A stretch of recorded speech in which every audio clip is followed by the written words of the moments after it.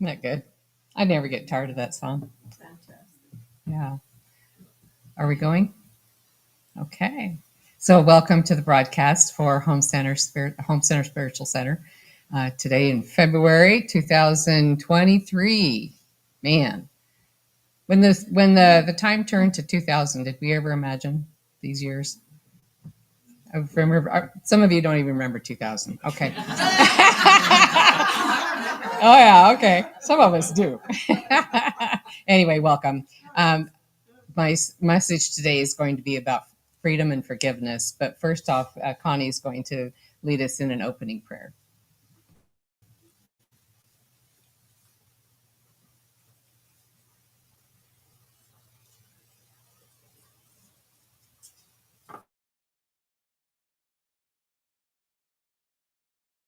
Message the Spirit wants to impart to us.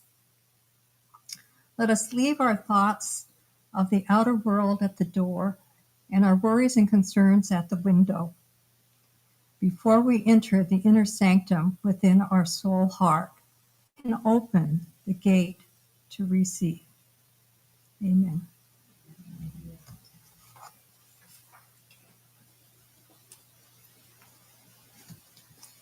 All right.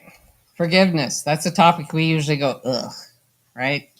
It's not a fun one. It's a hard one. It's a hard topic. It's a hard thing to talk about. It's easy to say, hard to do. Very difficult. But first off, I want to share with you that this morning when I was listening to the prayer, it's on a website called God to It. It's the daily prayer. And today's prayer was, one of the best ways to guard against your hearts. Oh, wait, let me start again because I said that wrong. One of the best ways to guard our hearts against bitterness is to ask God to bless those who curse us. You won't have space in your heart for offense when you are approaching the throne of grace on behalf of that enemy. And I thought, what a great prayer for the message today. It was like a little confirmation for me that I was on the right track for this topic today. And that was today's prayer, and today's the message. I thought, how ironic is that? But before I get started down the path of a difficult topic, I want to start off with a couple of jokes. We'll set the tone for a little good humor here. So this kid, I asked God for a bike, but I don't believe that God would work that way. So I stole the bike and asked for forgiveness. Does that do it now and ask for forgiveness later? Yeah, it's my motto sometimes. All right. And then another one was a Sunday school teacher had just concluded her lesson and wanted to make sure that she had made her point. So she asked the kids, can anyone tell me what you must do before you obtain forgiveness sin? And this back of the room, this little quiet kid raised his hand and he said, sin. You have to sin first, and then you can ask for forgiveness. How more simple is it than that? That's the brightest kid in the class. All right, so with this energy, and talking about forgiveness and freedom, so with this energy speeding up and things moving faster in this world, I'm sure we're all noticing the speed of energy. We were just having this conversation, Connie and I were just having that conversation this morning about how fast things are going. So with the emotions also go along with that speed and haste. And so we're having to process our emotions at lightning speed, it feels like sometimes. And manifestations are happening within hours, sometimes almost instantly. We're having things come to fruition right when shortly after we think it or ask for it or put it out there into the universe. So with this speed with which we are manifesting, with which we are experiencing and needing to process our emotions, it's almost like forgiveness is the release. We have got to move on because it's crucially important that we're not manifesting from that place. And it's holding back. If we are, it's holding back our advancement in our journey. So forgiveness is such an easy thing to put off because everyone is so dang busy, aren't we? We're just so busy we can hardly keep up with ourselves. Who has time to process and catch up with the things that just happened with our day? At the end of the day, sometimes I stop and I think, what happened today? What did I even do? And yet it's going faster. It seems like I should be able to remember more, but I remember less because it just whizzes by so fast.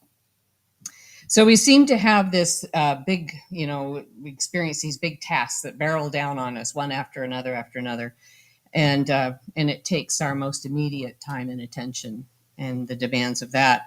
So the old grudge or the old bad feelings that are sitting on the shelf for us to process out keeps getting put off till later. Yeah, I don't feel good about that, but I'll do that. I'll deal with it later. I'll process it later. So why is it so hard? Well, we're living in this between world. We're living in a world where the old vibration is leaving and this new vibration is coming in. And so the way we're experiencing speed is almost a bipolar experience, right? Because it's no longer what it used to be. The time is not what it used to be, but now this new vibration is coming in, and we almost have this split to try to keep up with. So in order to negate that, we've really got to work on our stuff. So the old vibration is slower and things took more time. We had more time to deal with things. We had time to process. And the time now seems to go faster and it's more quick. And we don't have the time to just ruminate. And if we do, it really slows us down in a very negative way. Yet we still have to fit the same amount of work into less time. Isn't that what it feels like?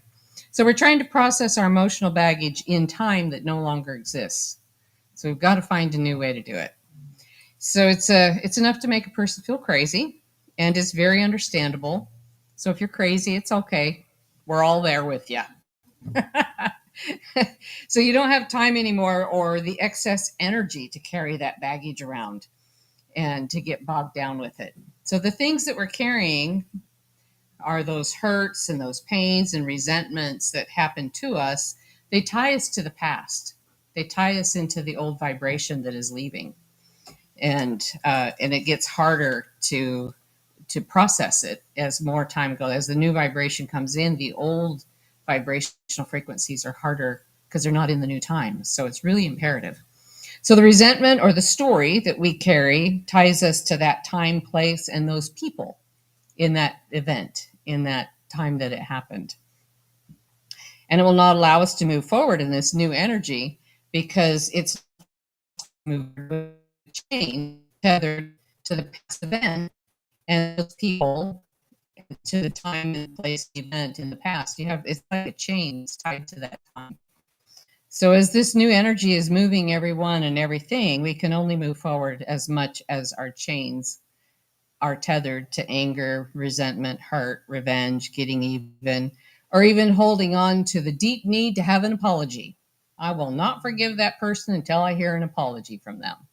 How often have we done that? By golly. It's all about us punishing them. Now, it doesn't really happen that way. So how long do we need to hold on to those chains? I'm going to carry this pain until I get an apology, as if that's going to really hurt. Well, I have a personal story that I worked through. It was a number of years ago, quite a few years ago, but it's still pretty pertinent because it was a difficult situation. So I was the chairperson of a group of people in my place of employment, of employees, and it was a pretty good sized group. And we had day-long meetings with administration and different pieces of information that would come through. I mean, that was the point, was to educate the employees as to what was happening at the upper levels of the organization. So, but at the end of these day-long meetings, I'd always hand out an evaluation to the employees to give an evaluation on what it meant to them, what could be better. Well, this one day, this one employee wrote a negative comment about me and named me in this negative comment. And what precipitated the event of the negative comment was that during the course of the day of sharing, she had a situation that she was not happy with in her unit and felt like it needed to be corrected. So she named the person, named the department, and I shut her down real quick. It's like, this is not the place for that. You take that to a different, that belongs, you can talk about a situation, but you don't name people, because now this group is not safe to people. So I shut her down real quick and said, this isn't the right time and this is not the right venue for that information. So she was embarrassed and she was offended. And so as a payback, she put me in the evaluation, named me in the evaluation. Well, these evaluations go, I'm the one. So then these evaluations all come to me. I put them all in a summary. And here I am named in this situation, and I have to put it into a summary. And this goes out to everybody that was in the meeting, including the administration, including the CEO. And I'm thinking, well, now I'm faced with a dilemma. I am pretty offended by it because it's not accurate, because it was an act of revenge. But do I put it in there? Do I leave it out? I have the power to make that choice. And so it was a very interesting situation to be in her act of anger and resentment. She put it back on me to be, embarrassed or whatever. I left it in there, and of course my boss saw it because she reviews it all. And we had this, and she was a great boss. I so appreciated her. And we had a great discussion around it and came up with a plan of how to resolve it. And in which, but the people that weren't in the room but reading the evaluation wouldn't know the rest of a public apology out of her, because it was a public comment and I wanted a public apology, but I didn't get it. And I had to let it go. And I had to just let spirit be the guide, spirit take the course of however it goes, and let my boss, handle it in case it's brought up to her leadership also. And so anyway, I did have a conversation with her and explain more deeply as to why I shut her down and why it was inappropriate, and how now that wasn't a safe committee for people to, talk about things. So she understood in the long run of things, but that didn't help in the moment. So I get the, I understand the need for an apology, but I wanted it for me. It didn't change her a single bit. So I had to let it go. Yeah. So even though, so anyway, as I said, fortunately I had a great boss and she helped work through it and made it all smoothed out. And I learned so much. That was the gem in the situation. So I learned so much about myself, about handling those kinds of situations, being right, even when it's painful, or doing the right thing, doing the best thing for the greater good of the whole, even if it's uncomfortable. Yeah. So anyway, so what if you're holding on to an event because you're saying, well, I will let this one go when I can hurt you back so that you understand my pain. Sometimes that's what we want to do. It's like we want them to understand how much they hurt us. You need to know. So I need to make you hurt the way I hurt. So now you'll understand, because it's for your own good to understand how much you've hurt me. We hold on to those things, and that's conscious ticker tape of dialogue that we oftentimes have. So we try to hurt back, but not because we're a bad person that's trying to be painful to people, but because we want to be understood. We want that understanding. And that makes it really difficult. Well, I have some good news and bad news. The good news is you'll get a chance to work it out. If you might not be the person that hurt you, maybe not even in this lifetime. But if you really hold on to it, like I have to make myself understood, I need to hurt something back. You'll get a chance, but maybe in another lifetime, even in another lifetime, you might get the opportunity to be the troubled soul that takes it out on somebody else. And there might be that somebody else that agreed, okay, if you got this burr in your soul so badly that you've got to work it out, I'll be the person that allows you to do it because I'm an old soul and I'm a strong person. So let's go get birth down there on earth and let's work it out. That's let's go down into the wrestling match, into the ring of earth and humanity, and let's work it out. Oftentimes, what I find are children that are in abusive families are very often very old souls that have made that very agreement to the younger souls, which are their parents, to work out their issues. Sadly enough, however, that being said, it's never okay to harm another. There still is restitution that has to happen, even in that, within that agreement. That will always karma, the laws of the universe, the laws of God will always work those out for the good. They have to be worked out. So, in another sense of humor, here's another little joke, but it's a very true statement. Once upon a time in their marriage, Saul Rosenberg did something really stupid. Ethel Rosenberg chewed him out for it, and he apologized and they made up. God, it's tickling my throat. Excuse me. However, from time to time, Ethel would mention what he had done. And Saul finally said one time, he said, "Honey, why do you keep bringing that up? I thought our policy was to forget and forgive." And she said, "It is. But I just want to make sure that you don't forget that I've forgiven and forgotten."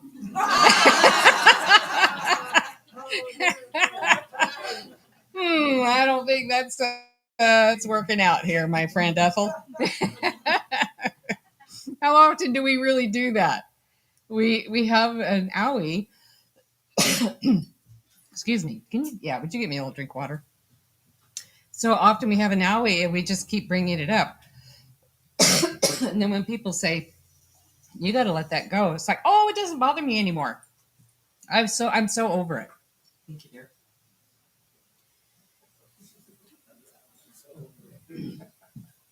Let's see if that works. I don't know why I got a little tickle right there. Anyway, we say, "Yeah, I'm so over it," but we keep bringing it up, and so we're not, because we're still talking about it.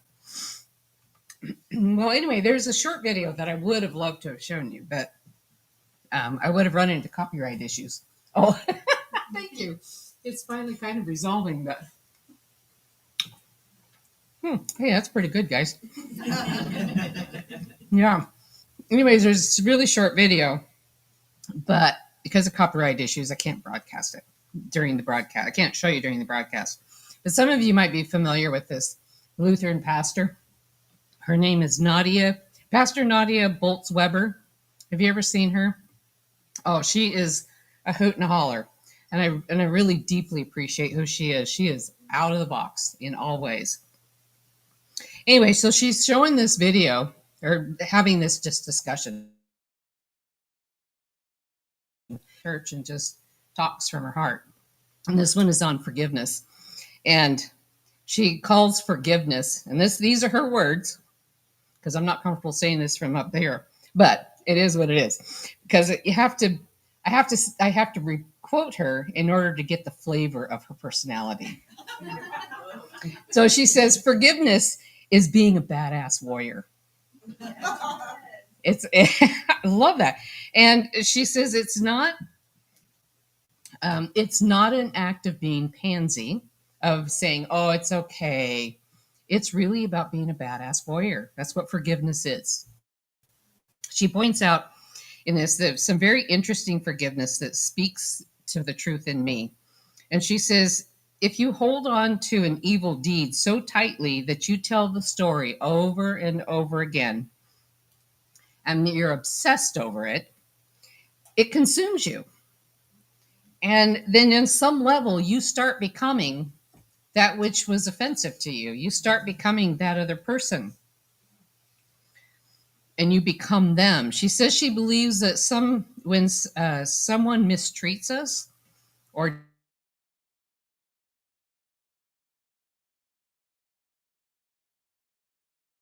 does it, is not an act of niceness or being a doormat.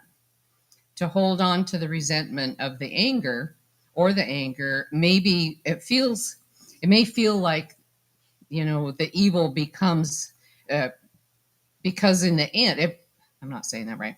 To hold on to the resentment or the anger maybe actually feeds the evil, is what she's saying. Because in the end, we can actually absorb the worst of them, because that's what we're creating in our mind. We're running in a loop of the event, the loop of the resentment, the loop of the pain.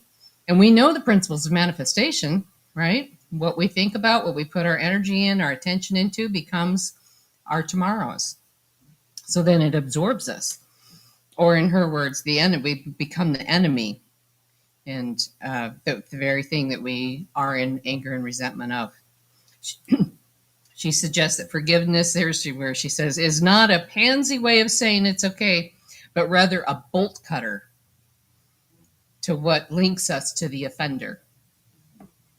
And she goes on to say about the offender, what you did was so not okay that I refuse to be connected to it anymore. Forgiveness is about being a freedom fighter. Free people, she says, are dangerous people. They laugh more than anybody else. They see beauty where others don't see it.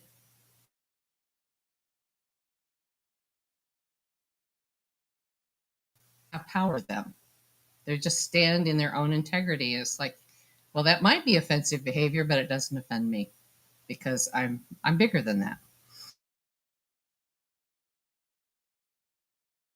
It's the light that shines in the darkness.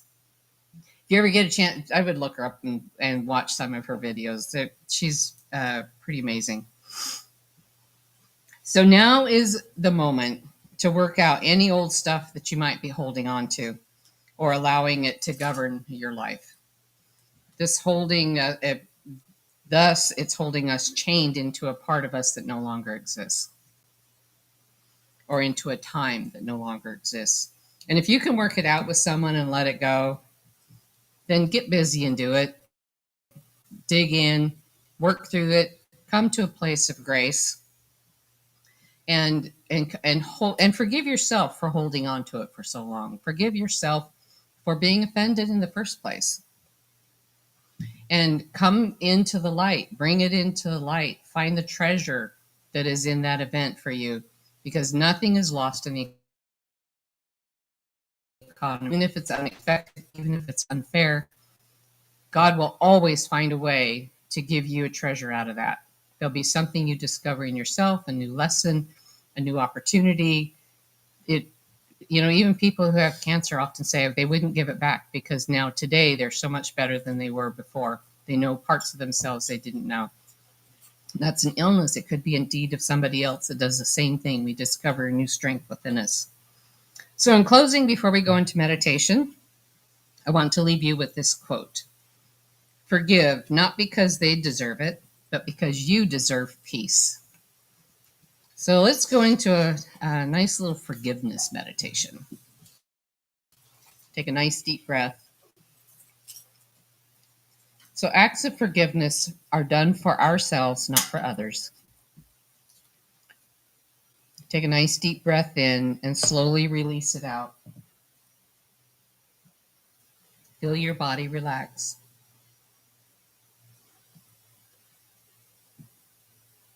Allow yourself to fall into a gentle awareness.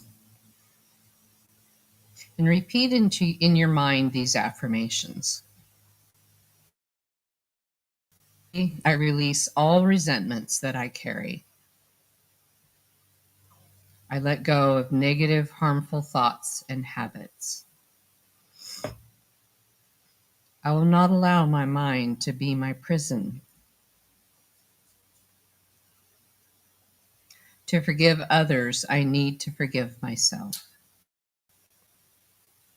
If I don't love myself, I won't be able to love others. I release all self-destructive thoughts, feelings, and behaviors. I fully and freely forgive myself and others who have hurt me. Imagine now the negative thoughts, feelings, and behaviors releasing from your body. Picture them leaving your body out the top of your head and evaporating into the clouds.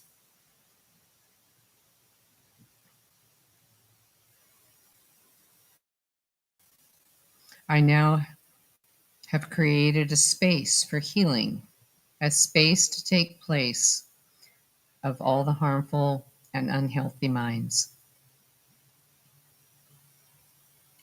I am no longer enslaved by resentment. I am ready to love myself completely.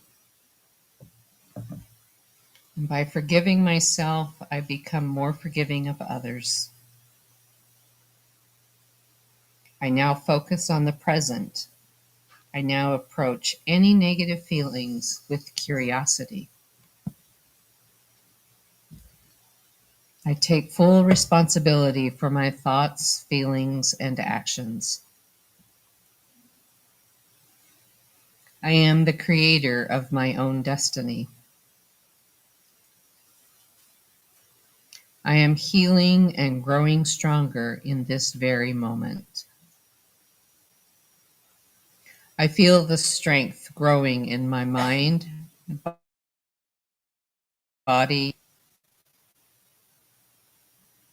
I now visualize the positive currents entering my body and filling my heart, absorbing this powerful healing into the very depths of my soul.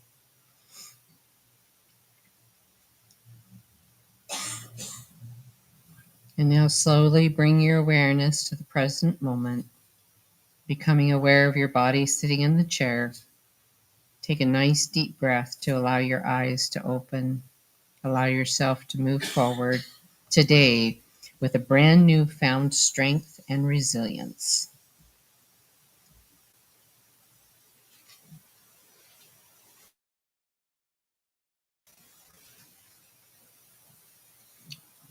It's a nice little lemon cough drop up there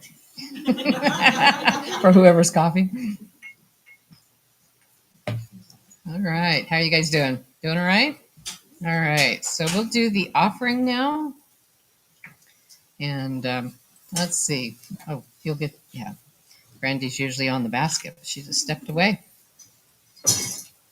Okay. So let's take our gift to the home center and put it in your hands. We're just so grateful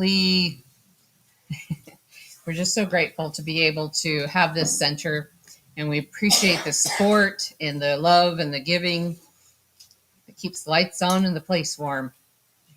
And we're just so grateful for the generosity and support. And we see this blessing coming back to you and blessing you in the flow of the universe with all of your wants, needs, and desires that are going to serve your highest and your greatest good. And let that be the truth. Amen.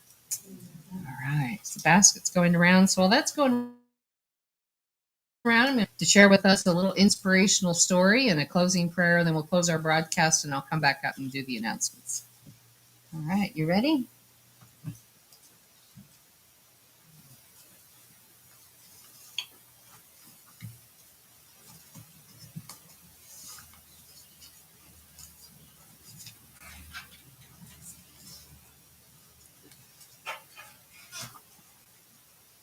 Today I'm using the Pray a Word a Day. We're looking at day 209, and the word is opportunity. And certainly we have an opportunity, as Madge just described, about forgiveness. Be careful, then, how you live. You as unwise, but as wise, making the most of every opportunity. And that's from Ephesians 5:15 through 16. And the story goes phone announcing my screen time up to 12% last week. Remember those days? Apparently, I spend an average of 2 hours and 10 minutes each day texting, emailing, scrolling media, and surfing the internet. Immediately justifying my actions, communicating with my family and friends, researching symptoms to convince my daughter she doesn't have a rare disease, and shopping for a gift to welcome a new baby. Still, that notification stares at me like a little Holy Spirit inside of my phone. I wonder if my prayer time was up to 12% last week. Did I spend 2 hours reading spiritual things? Do I make the most of every opportunity to fill myself with God's love and wisdom? The notification on my phone reminds me I can do better. Yeah, sometimes we let those things distract us, don't we?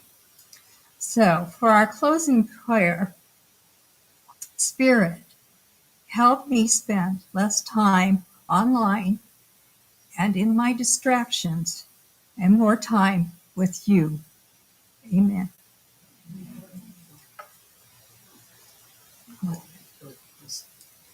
I want to thank all of you that have come today through the magical internet to be with us here at the Home Center and invite you to come again.